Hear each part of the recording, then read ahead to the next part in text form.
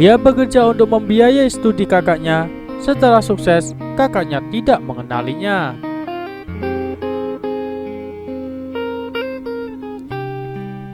Winlong dan adik perempuannya, Wenxing, telah menjadi yatim piatu setelah ditinggal oleh kedua orang tuanya. Demi membiayai studi kakaknya, sang adik, Wenxing, berhenti dari sekolah dan bekerja. Setiap bulan Wenxing selalu mengirim uang untuk kakaknya. Sementara, ia sendiri berusaha berhemat dengan makan seadanya. Upah yang diterima Wenxing setiap bulan sangat kecil.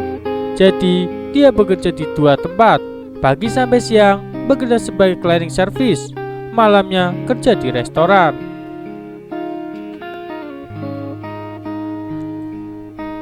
Winlong sang kakak sangat tekun kuliah.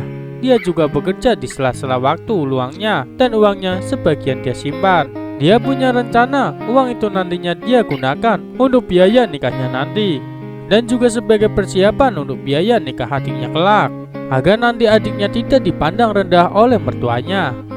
Kedua kakak beradik ini saling peduli satu sama lain.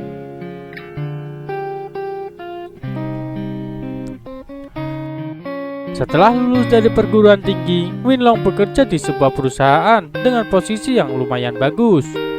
Karena kecakapan kerjanya dan sosok pekerja keras, tak lama kemudian gajinya pun cepat naik. Darinya awalnya hanya sekian juta rupiah, sekarang telah mencapai puluhan juta rupiah sebulan.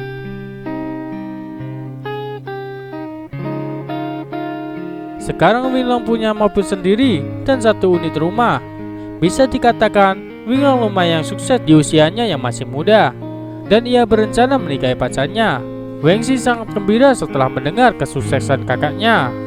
Namun, dia tak menerima undangan pernikahan kakaknya. Saat menelpon, tidak diangkat kakaknya. Karena khawatir terjadi sesuatu pada kakaknya, dia pun segera pergi menjenguk kakaknya. Dan setelah melihat kakaknya, ia termangu di tempat, karena ia tak menyangka sama sekali kakaknya tidak mengenalinya. Kakaknya langsung menghindar begitu melihatnya. Sudah berulang kali Wenxing menemui kakaknya, hanya ingin tahu apa yang terjadi sebenarnya. Namun, kakaknya selalu menghindar, tidak mau menemui Wenxing.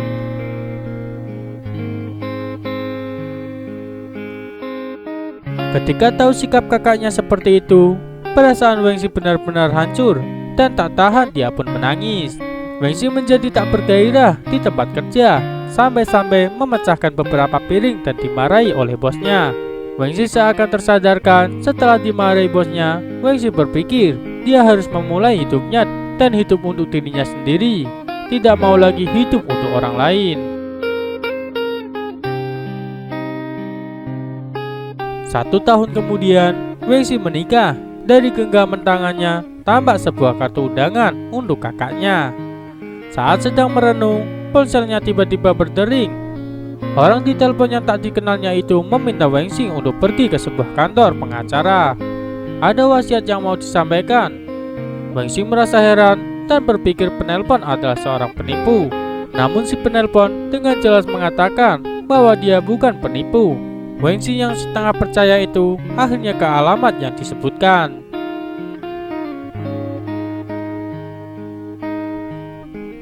Setelah bertemu pengacara itu menyerahkan sepucuk surat sambil berkata, "Ini hadiah dari kakakmu Winlong. Coba kamu baca. Jika tidak ada masalah, saya akan membuat surat serah terima." Wenxing membuka surat itu dan dia pun tak kuasa lagi membendung air matanya. Setelah membaca isi surat dari kakaknya itu, dalam surat itu disebutkan Winlong kakak laki-lakinya itu telah meninggal karena kanker. Alasannya tidak mau mengakui Wenxing sebagai adiknya, karena sang kakak takut mengganggu kebahagiaan hidup sang adik yang sebagian besar telah menjalani hidup yang getir demi dirinya.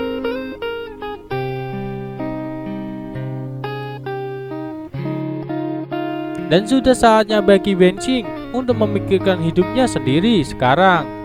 Karena itulah kakaknya menyembunyikan perihal penyakitnya yang tak bisa disembuhkan lagi. Sebelum meninggal, ia menemukan kantor pengacara ini dan meminta untuk mengalihkan hartanya atas nama Wenxing, adik perempuannya. Anggap saja sebagai hadiah pernikahannya. agar keluarga suaminya tidak bersikap semaunya terhadap Wang Xing. Selain itu juga sebagai bekal dalam hidupnya.